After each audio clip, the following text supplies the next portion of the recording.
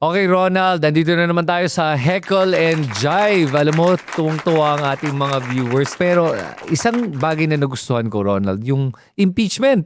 4 na complaints, Oo.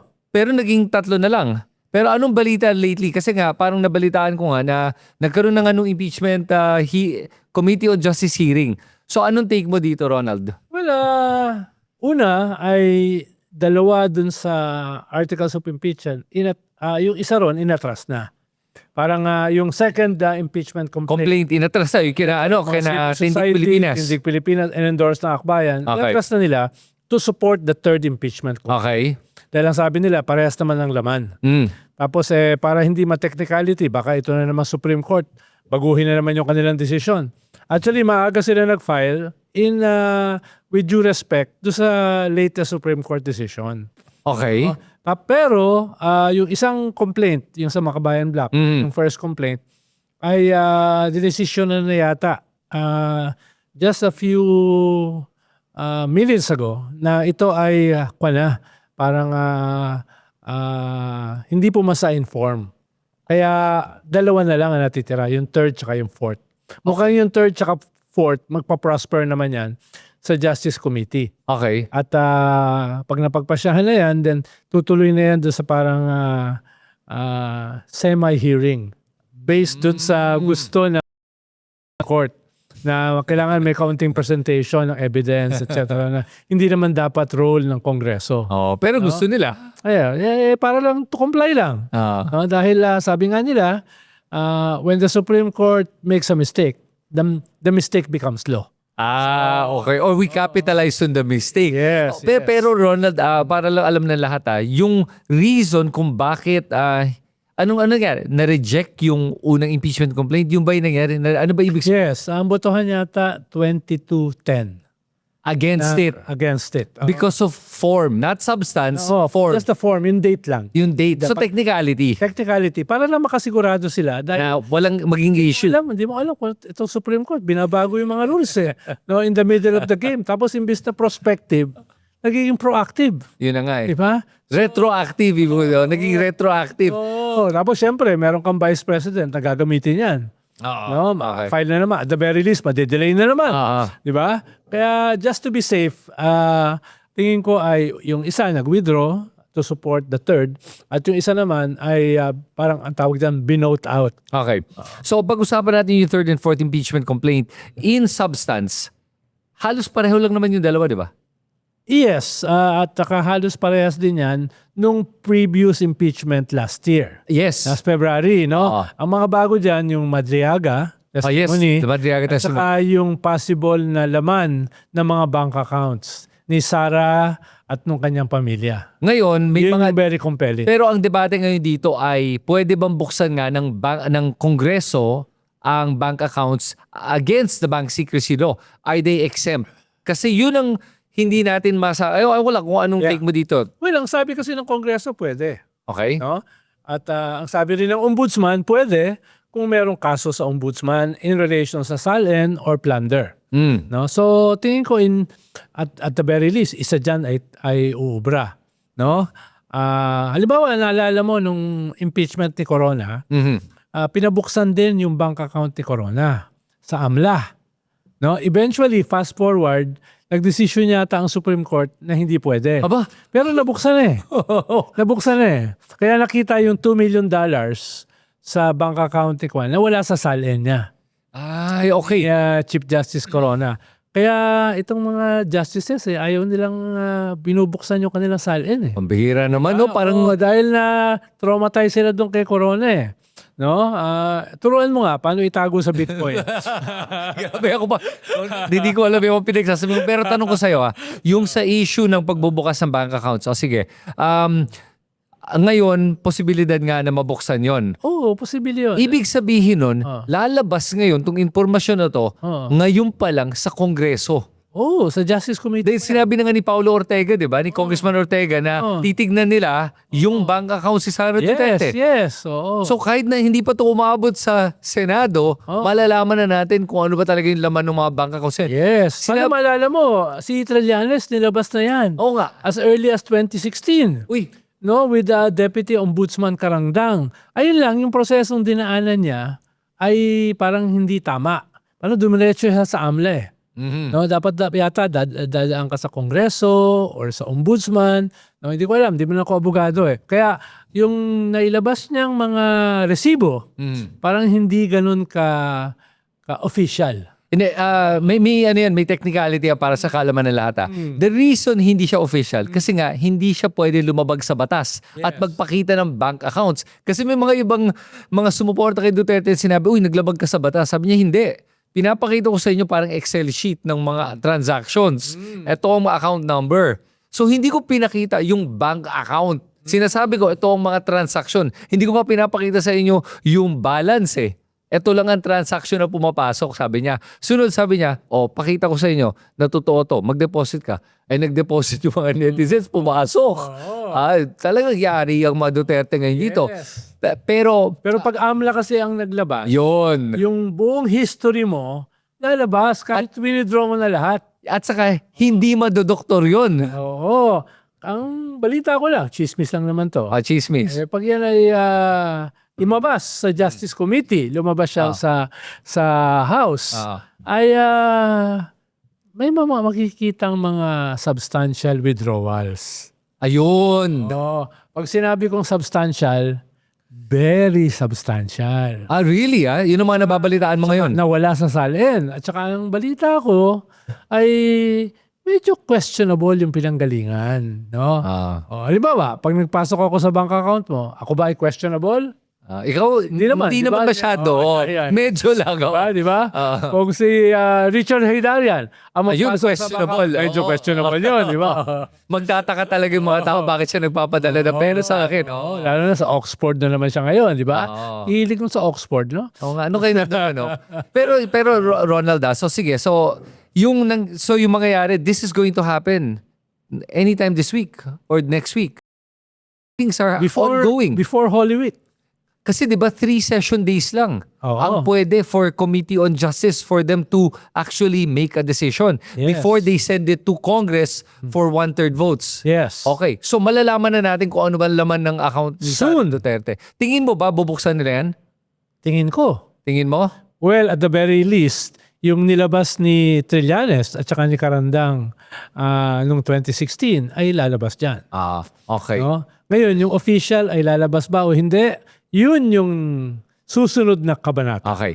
Sige. Although sabi ng Congress, pwede. Sabi ng Ombudsman, pwede.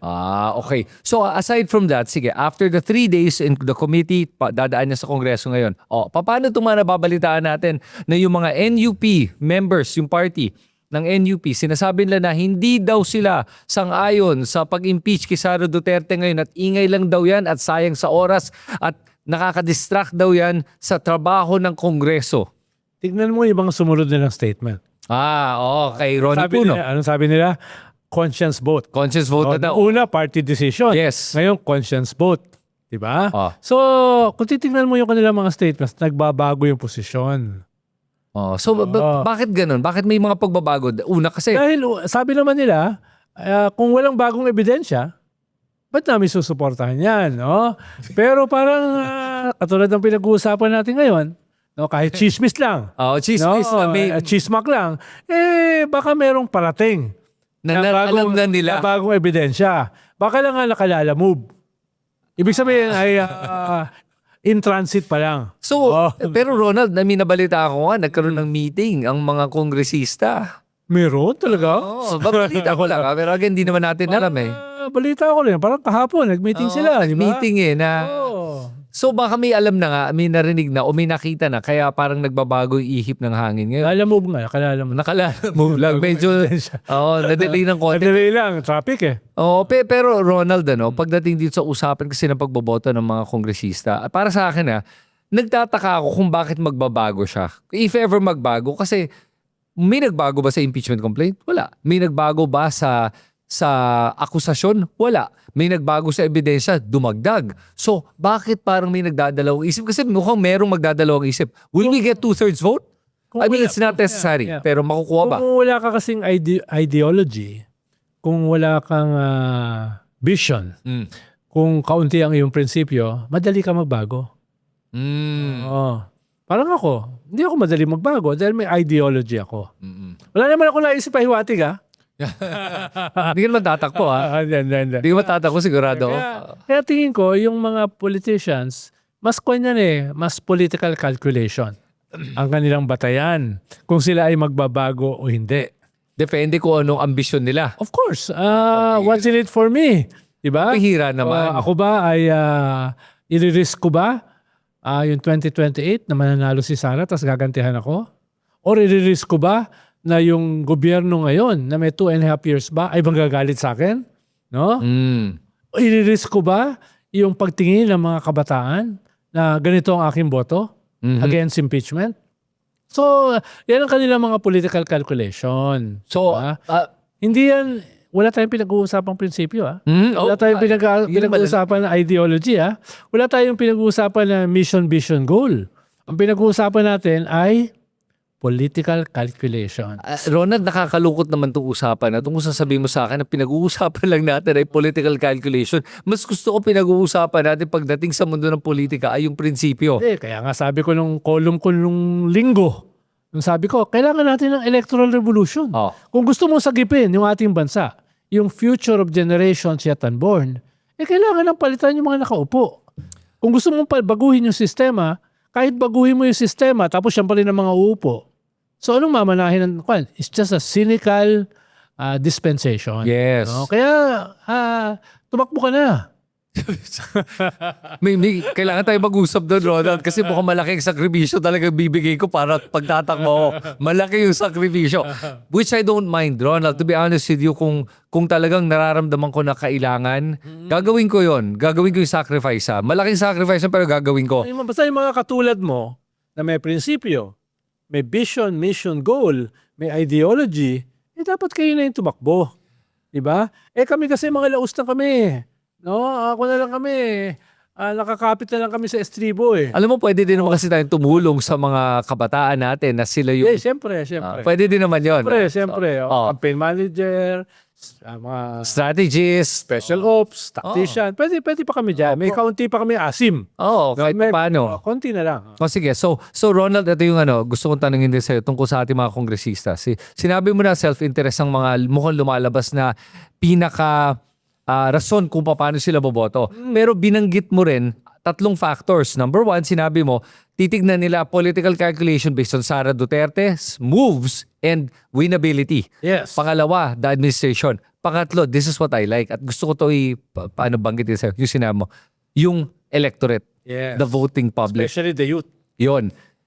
Ganito ka-importante ang boses nating lahat na kaya nating isway ang opinion at aksyon ng ating mga kongresista at ating mga mababatas. Kahit cynical politician. Kahit cynical. Dahil takot sila sa electorate. Takot sila sa constituent sila. Yes. Pag maramdaman nila ang constituent sila ay nagsusway one way or the other, doon sila pupunta. Correct. Yan ang problema nga Or at least mag-hesitate sila. Doon sa kanilang cynical calculation. That they could move towards what the people want pa rin. Yes. Okay, And at sige. the same time, remain cynical. Yes. Cynical pa rin. Pero kumbaga parang pilitan.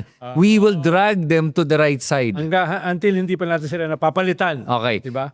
Pero Ronald, ang isa pang kinatatakutan ko ngayon ay mukhang may mga kilos na ngayon pa lang na para tumakbo na naman sa Supreme Court ang mga ilang kongresista dahil sa hindi sila sang-ayon sa mga ginagawa ng Committee on Justice. May nag-raise na naman na kanina isang kongresista no? Tukol dito sa proseso Ibig sabihin, setting the predicate para magsampa ulit sa Supreme Court. Pero medyo nabawasan din sila ng possibility dahil nga yung gray area, yung date, yung araw ay tinanggal na sa equation.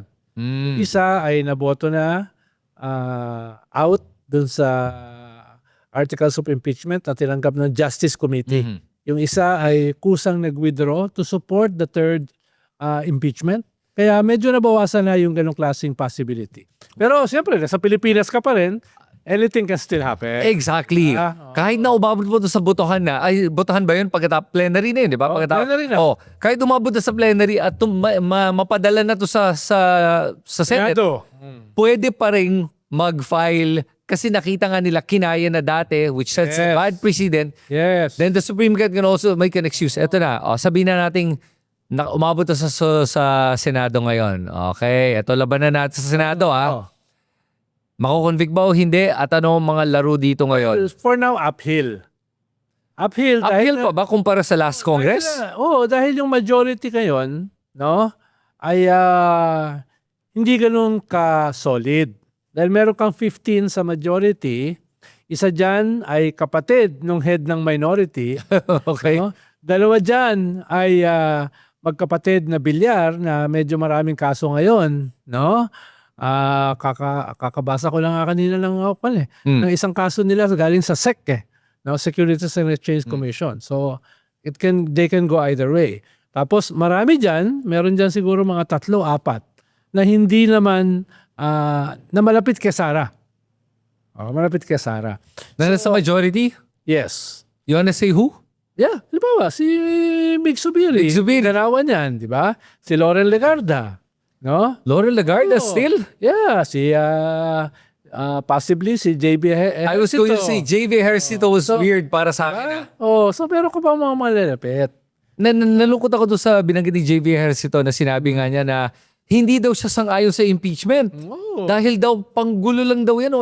Not verbatim pero parang pinapalabas niya, hindi daw tamang panahon para gumawa ng impeachment dahil mas marami daw problema ang Pilipinas at hindi daw ito makakatulong sa problema ng Pilipinas. Comment. Di wow. Hindi. Ronald, alam mo para sa akin kasi yung sinabi ni JV. Sinabi niya hindi daw makakatulong. Actually, makakatulong to Dahil you're holding an official accountable sa kalokohan na ginagawa nila. Kaya huwag niyang kakalimutan na yung tungkulin niya ay hindi optional. Meron siyang tungkulin na to hold public officials accountable as a senator. Trabaho niya yan. Kung ngayon, ang tingin mo pa rin ay wala itong epekto at hindi ito makakatulong sa bansa, bumalik ka na lang sa kuweba mo at sarahan mo ng bato yung entrance. After everything that has happened, sasabihin mo pa na hindi ito makakatulong? Oo nga. Kahit anong argumento ang gawin sa ni Chris, hindi ka na niya makukumbinse. Alam mo, nandun na lahat yun Ano pa ba kailangan mo? Alam mo, kaya ako nalulungkot, Ronald, kasi nga, para sa akin, pag yung mga argumentong ganun sinasabi nila na hindi daw makakatulong, kaya nga tayo nagkakaroon ng malalang korupsyon dahil nakikita ng mga opisyal na to na walang ipin ng ating batas o walang political will para to hold anyone accountable. Yes. At ang ginagamit nilang rason, lahat naman tayo corrupt Kaya siguro mahirap magsabi ng ituloy natin kasi Parang si Ambassador of Jesus Christ ang narinig ko nagsabi nun Oo. Yung lahat naman tayo corrupt. Lahat naman tayo sinungaling. Pero hindi ibig sabihin dahil lahat kayo na hindi nyo paparusahan yung isa't isa. Kailangan maparusahan. Ang sinasabi ko nga kahit ituloy ang impeachment, ituloy din yung ombudsman, mga investigations at mga kaso. Lahat ituloy yan.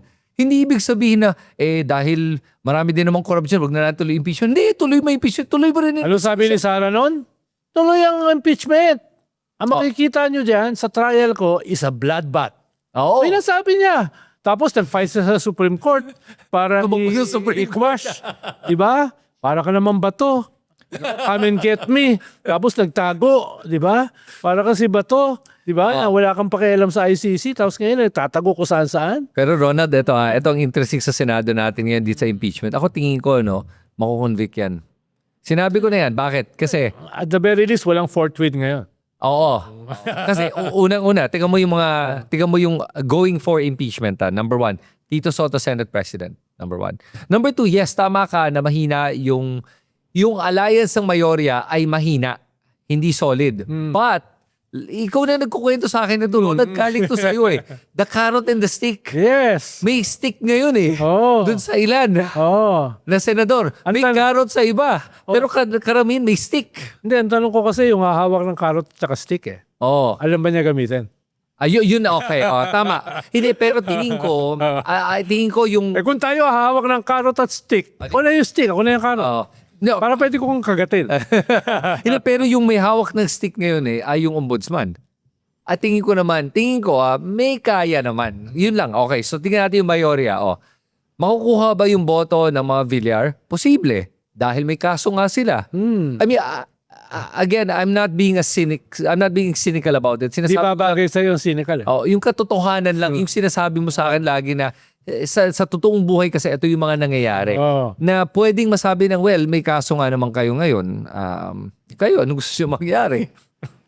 Sige. Pwede ka palang negotiator eh. Tulong-tulungan na lang tayo dito, di ba? Sa bagay, hindi naman, pwede naman sabihin hindi illegal yung ginawa ng mga Villar, medyo unethical lang.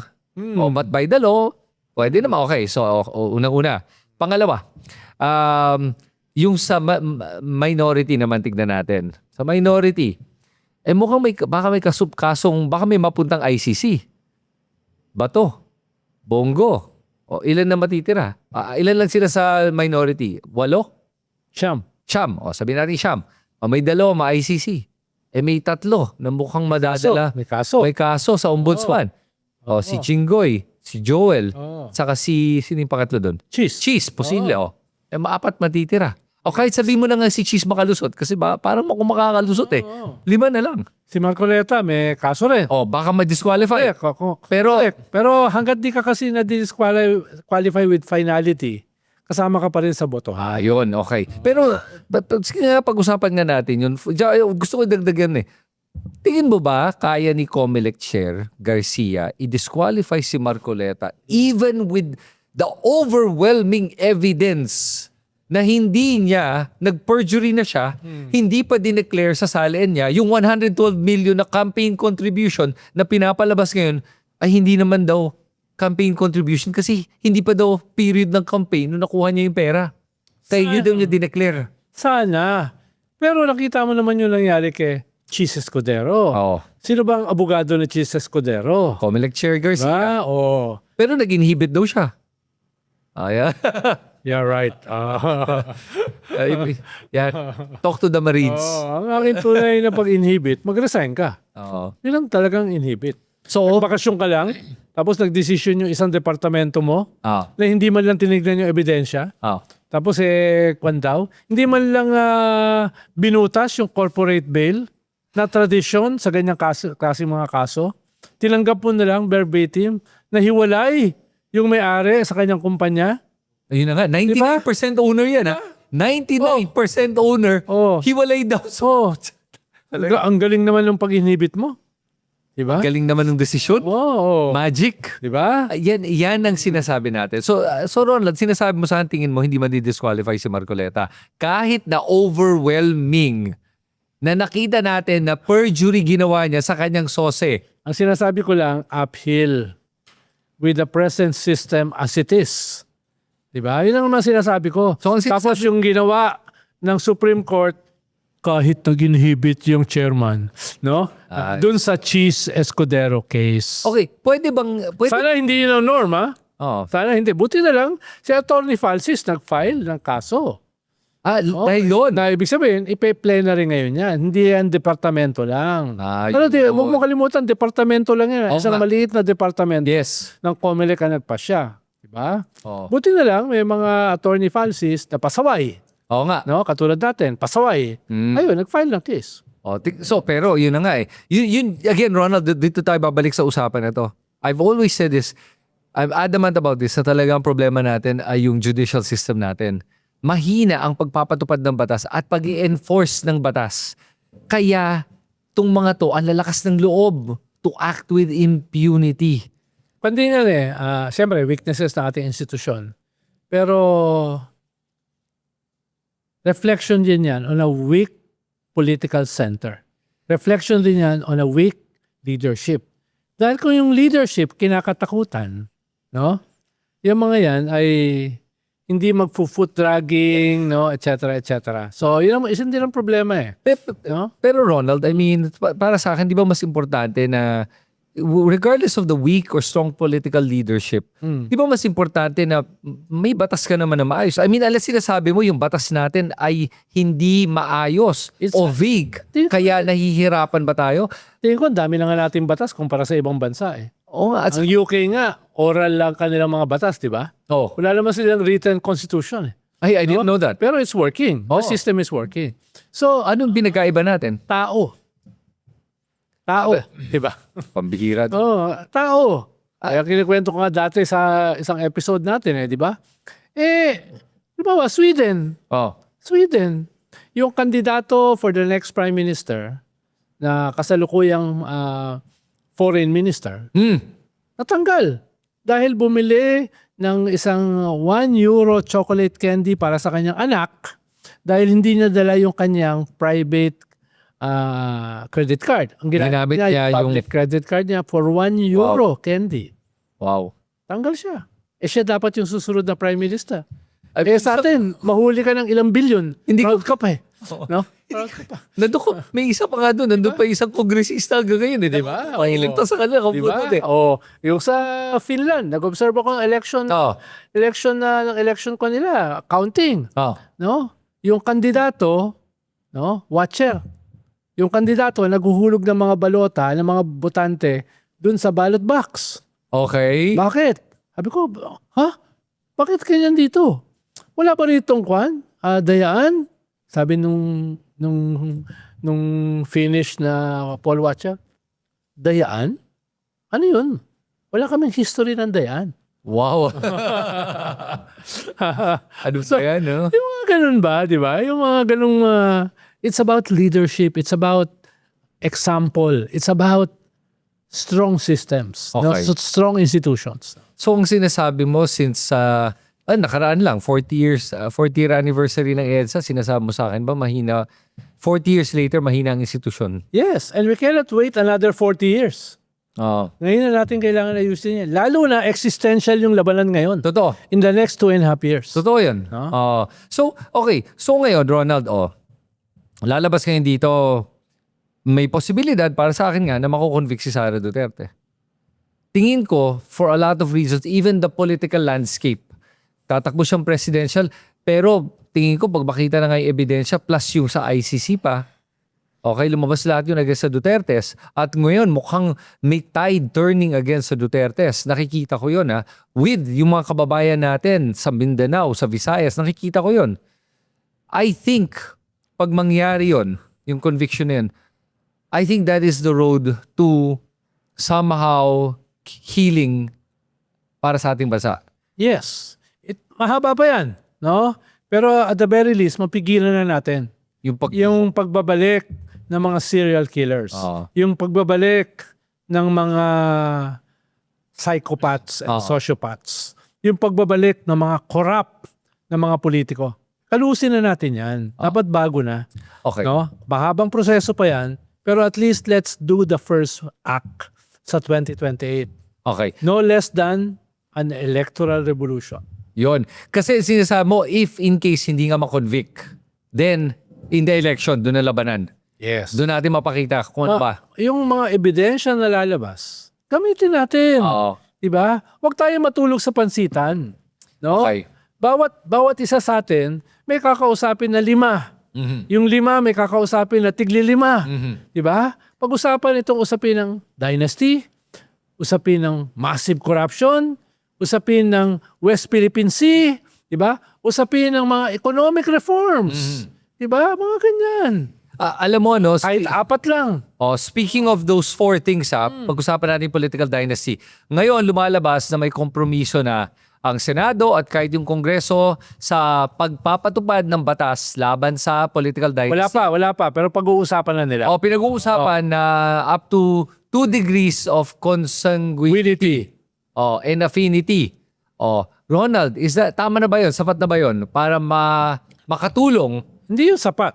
Pero it's better than the present system. Okay. Siyempre, mas gusto namin hanggang 4th degree of consanguinity. Pero ang problema, yung boboto kasi marami dynasties . So, kinakailangan something in between. At hindi lang yun, kasi ang nakikita ko namang pwedeng, maganda yung debate na nakita ko dito. Ang sinasabi naman nung iba kasi nga, kahit sabihin mo ng mapatupad nga to the 4th degree, number 1, mukhang mahirap. Pero kahit mapatupad yun, ang problema ay enforcement. Kasi ang hirap patunayan yung 4th degree. Na paano mo nalaman na nagawa ba yan? So, ang gulo na yan . Ang layo ng 4th degree sobra daw. Na pag ipatupad yun, baka din ma-affect na rin yung continuity. May mga ganong mga argumento. Well, ako naman, kung gugustuhin, kakayanin. Gagawa ng paraan. Gagawa ng paraan yan. Lalo na with present modern technology. Di ba? Lahat yan nakapasok na sa isang system. Sa bagay. Digital na yan eh. So, ilang pindutan na lang yan, malalaman mo na. Ang sinasabi ko lang, kung gugustuhin nyo, the technology is there. Okay. No? Ang nandun lang ba ay yung political will. Diba? Yan yung mahalaga eh. Pero be that as it may, sinasabi nga, nagko-compromise na. Sige. Merong version yung Senado, may version yung House, di ba? Ang pangit nung sa House. Yes, sobra. No? Parang institutionalizing dynasties. Yep. At least yung sa Senate, merong nabawas. Yes. No? Kulang pa from my vantage point, pero better na kaysa wala. Okay. Pag natupad ba yung batas na yan, pwede pang i-amend yan in the future, let's say to make it to the third degree. Of course. Pwede. Of course. Okay. Constitution nga na-amend eh. Mas mahirap. Pero, It can be done. ang batas mas mabilis.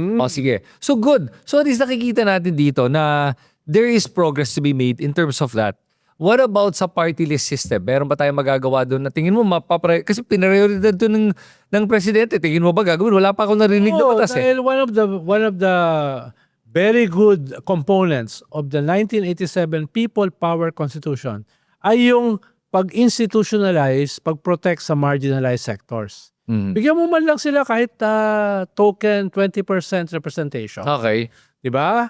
Para masimulan na tukuyin yung ugat ng kahirapan, ugat ng kawalan ng hustisya, ugat ng marginalization ng majority sa ating populasyon. Bigyan representation. Ang problema, parang mga puro contractors. Oo nga, inabuso talaga system, di ba? So kailangan mo i-reform yung party list law na ginawa nung 1997 at in-implement for the first time nung 1998. 98 lang pala na-implement. Nice. Wala yung party list system. And then doon nag-umpisa yung mga problema na nakikita natin. Kasi karamihan ng mga nakikita nating problema sa flood control ay dahil sa mga party list representatives. Yes. Yun yung hindi sa district yung Sila party yung list. mga notorious. Oo. Di ba? Ilan sa kanila? Pero meron ko ba nakita ng kulong? Wala pa nga eh. Meron ko ba nakita ng nakasuhan? Wala pa. Oh. So, bakit? Ito na naman si Ombudsman Remulla. Ombudsman Remulla, alam mo, I like you, I like what you say, pero come on, it's time to show walk the walk. Where's the beef? Oo, hanggang ngayon kasi wala pa eh. Sabi niya, itong first quarter daw, magiging exciting. Parating na tayo sa exciting part. March na. Tapos na yung first quarter, di ba? Ombudsman Una, Remulla, tapos na yung December, di ba?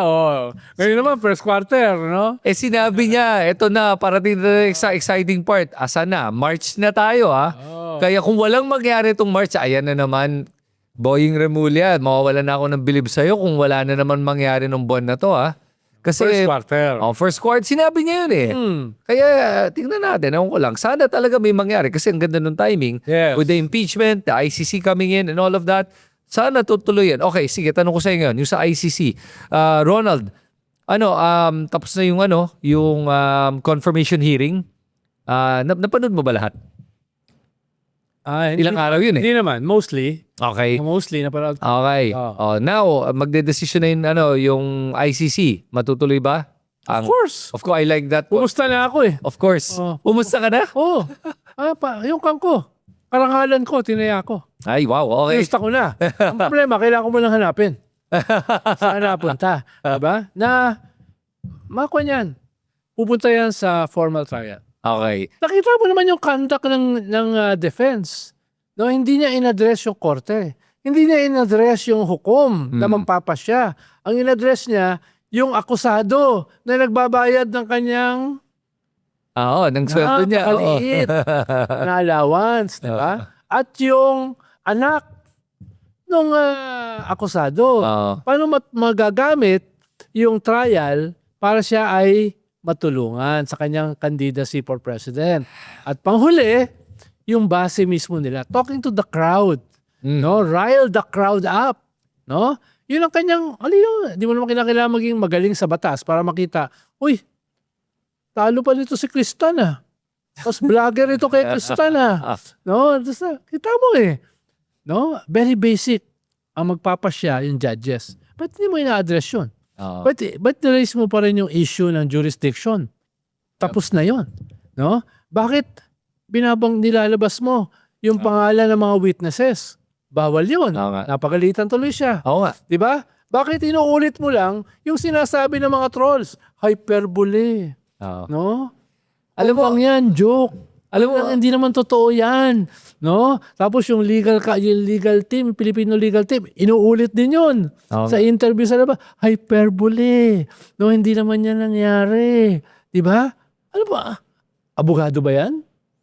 Ikaw ba? Babayaran mo ba yan ng kwan? Ng 2 million euro per month? No, Well, para dyan lang? kung kung ang point lang naman niya, sing to the choir, kantahan mo ko, mag-perform ka para sa akin, masaya na ako kasi nasabi mo yung gusto kong sabihin. Malamang babayaran na nila yun kasi yun pa lang natutuwa na sila, hindi naman nila alam na walang epekto yan Para sa akin kasi yung nakita ko kasi dun sa confirmation hearing, nung pinakinggan ko si Kaufman, ang galing niya sa delivery. Kulang sa substance. Magaling sa delivery kasi pag pinakinggan mo, he appeals to emotion. So ramdam mo na parang, may punto siya. Nung sinabi niya na, joke lang yun. Walang proof na yung sinabi niya ay naging katotohanan. Pero hindi niya binigyan ng maayos na rebuttal yung sinabi ng prosecution na nung sinabi niya to, eto nangyari, dumami ang namatay. Nung itinigil niya yung mga hyperbole, nabawasan yung mga namamatay. Nung inulit niya, Tumaas ulit. So, sinasabi mo, walang effect. So, sinabi niya, wala. Kumbaga, denial. Lahat ng ginawa niya, denial without any real arguments kung bakit naniniwala siya na mali yung prosecution. Maganda pakinggan, in other words. Pero walang laman talaga. Yes, tapos yung prosecution, very surgical, Yes. very legal. No? Ito yung premise. Ito yung usapin ng jurisdiction na matagal na nasettle. Ito yung nangyari. Di ba? Yep. Ito yung sistema sa Pilipinas na mismo yung Justice Secretary inamin na wala, na-erase yung ebidensya kaya walang possibility na magkaroon ng hearing dito sa loob ng bansa, etc. etc. Maayos. 1, 2, 3, 4, 5, 6. Di ba? May framework, may legality. Yes. Di ba? Very surgical. Bakit? Dahil ang ina-address nila, yung korte. Aha. Di ba? Yung korte. Yep. At Kaya nga alam ko, from my vantage point, sinuko na yan. Yeah. Sinuko na yan. Kahit naman si Kaufman, sinasabi na nga niya, nagpagawa na daw ng suit si Duterte para sa trial Diba? Nagpagawa na. Tapos ang nakakapagtaka lang para sa akin yung sinabi ni Sara Duterte na sabi niya, we've given up na uuwi pa si Digong. Wow! Pambihirang anak yan. Sumuko na sa tatay niya o mas gusto ba niya yun? Makakatulong sa kampanya niya. Ikaw naman. Oo. Lumalabas. Diba? Makakatulong Kaya nga sabi ko, yun yung ikalawang dahilan sa conduct ni Kaufman. Paano magagamit yung trial ng tatay para makinabang politically yung anak? Yung nagbabayad ng sweldo. Yun, ang tanong nga dyan kung allegedly 2 million euro kinikita per month, saan galing? Oo. Ha? Saan Laki galing? na 2 million. Wala sa salin. 140 million yun. Laki. Totoo kaya yun? Ang laki nun Hindi, kung sakaling ang totoo. Okay, hindi natin alam. Ano? Tingin mo ba si Kaufman pro bono? Ay, hindi. Tingin mo ba si Kaufman, Attorney de Campanilla? Hindi. Pero I mean sa akin lang yung kalidad niya, napakinggan ko. Ewan ko lang kung worth 2 million siya. Ewan ko lang. Alas talaga desperado na walang makukuhang ibang abogado. Dati siyang prosecutor Yung mga genocide sa Bosnia. Dati siyang prosecutor dun Kahit pa paano, alam naman niya kung ano yung may tsansa na kaso. No? Kaya yung kanyang conduct, malinaw, tanggap na niya, wala silang tsansa at least sa confirmation hearing. Sa confirmation trial. No? Kaya yun yung kanyang conduct. Okay. So kung ganon, abot na nga tayo sa talagang exciting part. 2026 is going to be an interesting year. Naniniwala ka ba na yung ICC trial will last beyond 2026? Of course. Of course. Okay. Ang tradition dyan, ang history, 6 to 8 years. Really? Oo. Ba't ganun katagal? Ayun nga, maraming mga appeal, Sa bagay. mga ganyan. Sa hindi naman araw-araw yan eh. Oo, tapos naman yan, gusto nila talagang yung wala nang wala nang puwang para hindi makonvict. Okay. Tinataasan nila yung evidentiary Right. level ng ebidensya. Right. Kaya nga tumagal yung Kailan mo nagsimula yan? 2017? Kailan na kasuhan? 2025? 25, yes, last year. Oh. Sabi, mismo yung from preliminary examination to preliminary investigation to international warrant hanggang ngayon sa confirmation hearing, ilan yun? Ilang taon yun? Ano? Diba? 7 years? Oh. Okay, pero para sa akin kaya nga ako sabi ko nga sa mga nagsasabi ng mga Duterte supporters na mabuhay si Duterte, please mabuhay talaga si Duterte. Please. Ako rin. Oh. Lampas 2028, mabuhay si Duterte. Para matuto ako magdasal. Please, pagdasalan natin to na mabuhay si Duterte. Okay. Ayoko mamatay si Digong. Talaga sinasabi ko sa'yo. Sincere ako doon. Ayoko mamatay si Digong, Ronald. Kasi sa akin, kailangan siya managot sa krimen na ginawa niya. Kaya tingnan mo habang nangyayari yung ICC trial, mangyayari yung impeachment trial. Sabay. Di ba? O ngayon, yung impeachment trial, gaano katagal yun?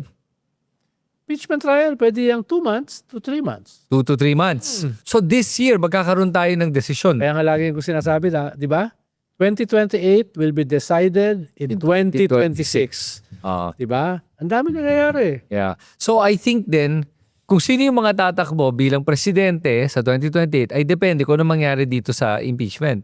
Oo. Kung hindi si Sara payagan tumakbo, iiba ang usapan sa 2020. Yes, malilevel ang playing fields, marami nang tatakbo. At hindi lang yon, mas maayos sa tingin ko malalabas sa mga kandidato. Yes, kung masurvive ni Sara yung impeachment, then malamang isa lang ang kandidato. Oo. Kahit yung mga magkakaaway, Magkakampihan. hindi naman magkakampihan, pero unofficially, mag-agree sila na isang kandidato lang. Okay. So Okay. yung iba, mag-i-inhibit. Yon. So at hindi lang yon, iba na ang landscape pag kumari makalusot si Sara nga sa impeachment.